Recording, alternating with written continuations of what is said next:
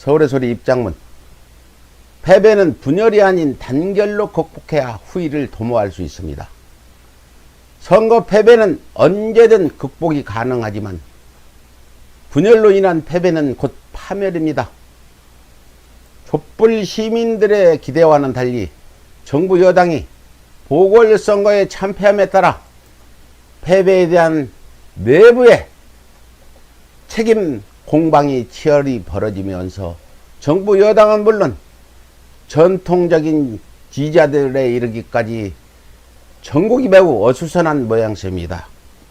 물론 다가오는 대선 판도까지도 좌우할 수 있는 중대한 보궐선거에 참패했기에 치열한 내부 토론과 냉정한 내부 성찰을 통해 패배의 원인을 정확히 파악하고 누구인가는 반드시 책임을 통감함으로써 실망한 지지자들과 국민들에게 새로운 비전을 제시해야 하는 수습 절차는 너무나도 당연한 과정이 될 것입니다.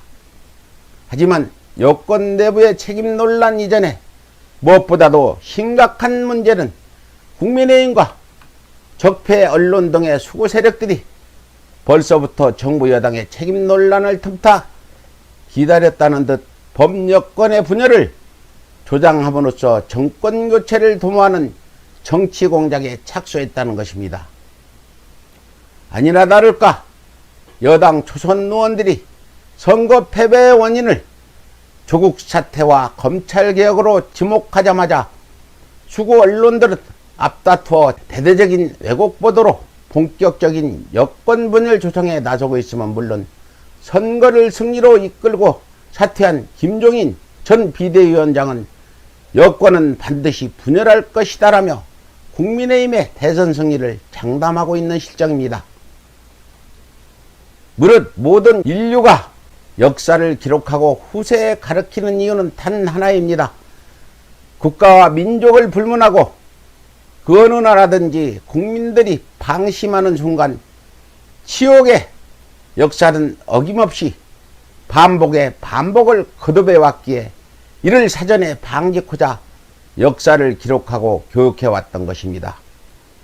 이를 여실히 증명하듯 촛불 정부 말기인 현재 대한민국의 정세를 살펴보노라면 열린 우리당이 총선에 압승했음에도 불구하고 노무현 정부 말기에 이르러서는 수구 언론의 여권 분열 조성에 말려드는 바람에 결국 대선에서 완패하고 사기꾼 이명박에게 정권을 내줘야만 했던 치욕의 역사가 판박이처럼 재현되고 있는 해서 안타까움을 금할 수가 없습니다.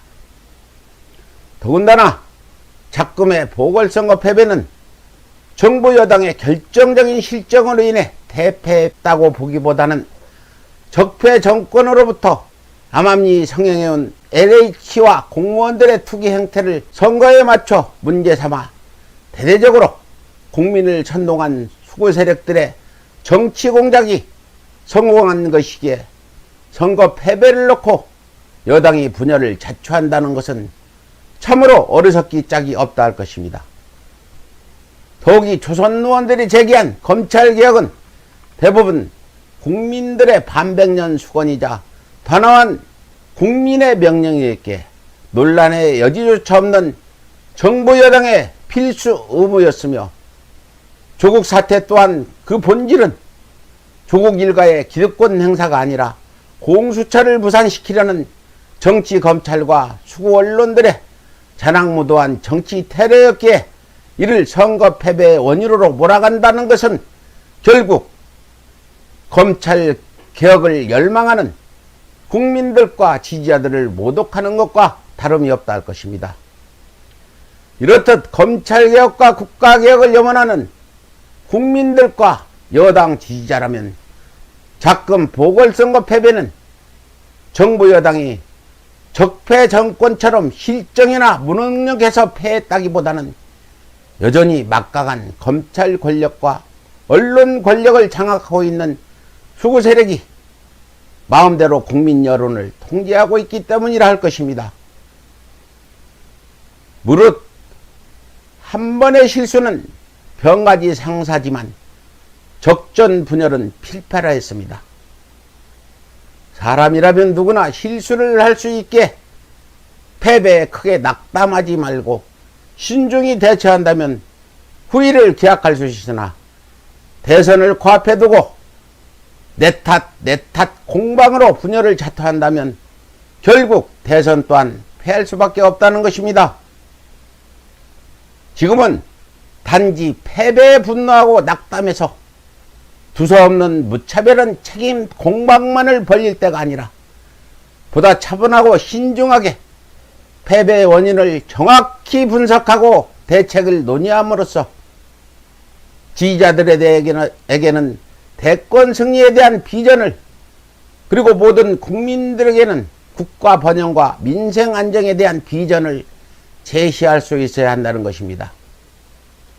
시차를 두고 반복되는 선거에서의 패배는 언제든지 극복이 가능하지만, 내부 분열로 인한 패배는 곧 파멸이라는 것을 명심하십시오.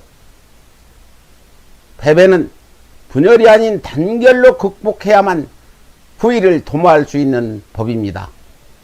이상 서울의 소리 입장문이었습니다.